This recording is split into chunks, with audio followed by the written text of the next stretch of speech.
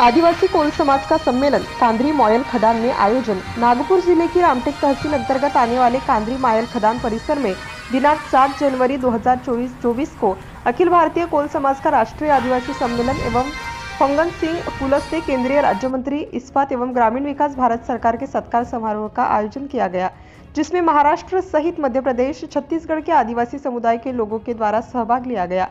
Birsa Munda Virat India के द्वारा आयोजित कार्यक्रम में केंद्रीय मंत्री फग्गन सिंह कुलस्ते के हस्ते भगवान बिरसा मुंडा की प्रतिमा का पूजन कर माल्यार्पण किया गया, जिसके बाद आयोजन समिति के द्वारा पैदल शोभा यात्रा का आयोजन किया गया, जिसमें केंद्रीय मंत्री सहित आयोजन समिति के पदाधिकारियों के द्वारा सहभाग लिया गया।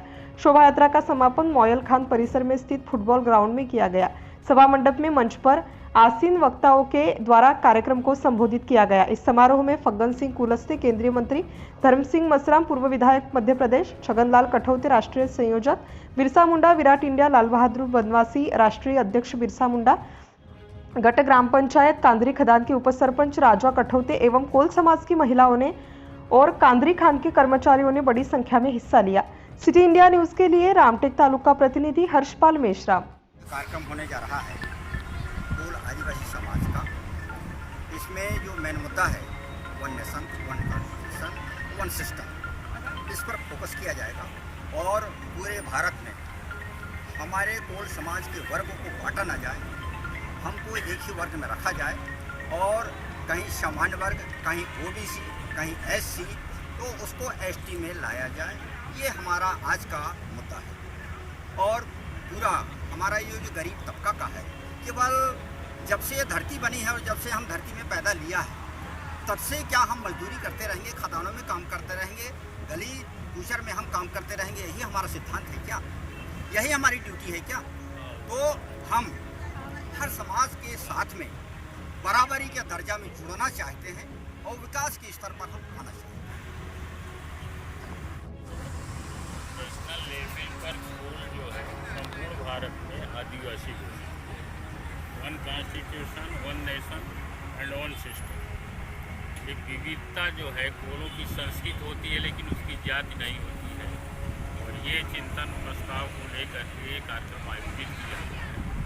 हर स्टेट का आदिवासियों का दर्जा एक मेन पर्पस ही है। चेयरमैन ये धर्म सिंह मसराम जी हैं, एक्स एमएलए हैं। आइए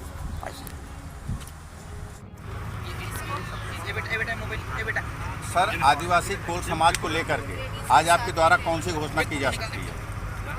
देखिए, हम थोड़ा सा बात करने के लिए आए हैं।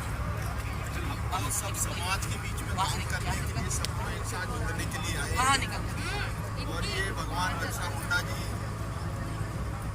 का एक बहुत बड़ा कार्यक्रम हमेशा हम लोग 15 नवंबर को मनाते हैं।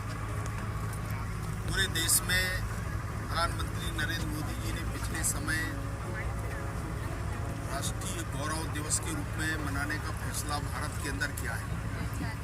ये इससे बड़ा सम्मान और कुछ भी नहीं। और इसलिए इस पूरे अभियान को पूरे देश भर में हम सब आदिवासी लोग मिलकर के चलाते हैं और इसी प्रकार से किसी न किसी बहाने हम सब लोग मिलते हैं, एक दूसरे से संपर्क होता है और इस पूरे समाज को एक करने का प्रयास होता है। यही उद्देश्य हमारा है। सर, ग्रामीण विकास में जितना कोल समाज की भूमिका है उतनी उनकी हिस्सेदारी नहीं है, ऐसा क्यों है? देखिए, ऐसे कहीं ऐसा होता नहीं। देखिए, रिजर्वेशन पॉलिसी है और जैसे हमारा आज की तारीख में एसटी का जो रिजर्वेशन देश में अगर देखेंगे तो 7.5%, एससी का है 15%। अलग अलग राज्यों की जो आबादी है उस आधार पर उन राज्यों में उतना परसेंट उनको हिस्सेदारी होती है और इसलिए जाति के आधार पर नहीं, ये पूरे समाज के आधार पर रिजर्वेशन की पॉलिसी जैसे बाबा साहब ने उस समय ही बनाया था कि 7.5% टोटल पॉपुलेशन ट्राइबल की है, उस आधार पर अभी थोड़ा बढ़ गया, 8.5 के आसपास हो गया है। ऐसा ही हमारा अनुसूचित जाति का है 15%। और आबादी इतना है तो उससे रेशो पर भारत के संविधान में रिजर्वेशन की व्यवस्था है, उस आधार पर उनको लाभ दिया जाता है। तो यही एक व्यवस्था हमारे देश में है। Thank you.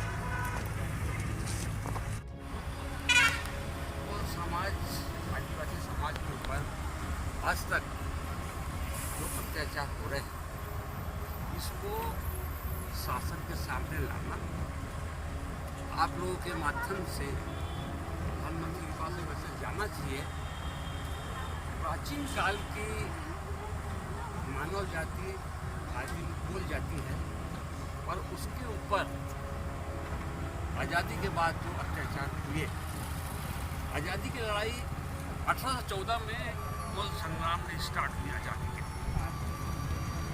देश आज़ाद हुआ, हम लोग खुश थे कि आज़ाद हो गए देश, पर हमारे साथ धोखा हुआ। हम जंगल में रहने वाले, जंगल पहाड़ में रहने वाले, आदिवासी विकास के लिए बहुत सी योजनाएं बनी, पर आदिवासी के ऊपर में एक क्राइटेरिया ला के रख दी गई कि उनको 1950 के पहले का पुरावा होना, जबकि आदिवासी जंगल में रहता है, कहाँ से पुरावा वाला है। अदर कम्युनिटी को 1950 के पुरावे का कोई क्राइटेरिया नहीं है। आदिवासी के लिए बहुत सी विकास की योजनाएं आई, पर आदिवासी को मिलती नहीं है। हमारे बच्चों को शिक्षा के लिए सर्टिफिकेट लगती है, वो बनती नहीं है। आदिवासी विकास विभाग जो है आदिवासी के विकास के लिए, और वहाँ आदिवासी अत्याचार विभाग है। क्यों? कि हमारे बच्चों की वैलिडिटी 5-5 साल से जो पेंडिंग द ऑफिस, तो एक बड़ी समस्या है। दूसरी समस्या ये है, हमारे आदिवासियों में 55 में शादी हो जाती है, लोग सूपे में रख के भावर कर लेते हैं। अगर 10-12 साल में, आज भी आप पेपर में और जो न्यूज़ आती है, 10-12 साल की लड़कियाँ प्रेग्नेंट हो रही है ना, तो उसमें हमारे बच्चों से पूछा जाता है, वो ऑफिस वाले जो ना समझ है, कि तुम्हारे पिताजी का जन्म ये है और तुम्हारे दादा का जन्म ये है। अरे भैया, लिखने वाले ने क्या लिखा उसको क्या मालूम हो, तो अनपढ़ है। आज हमारे यहाँ लड़के क्या पढ़ नहीं सकते। हमारे जाति का, कोई जाति का कोई भी आदमी डॉक्टर नहीं है, कोई भी आदमी इंजीनियर नहीं है, कोई भी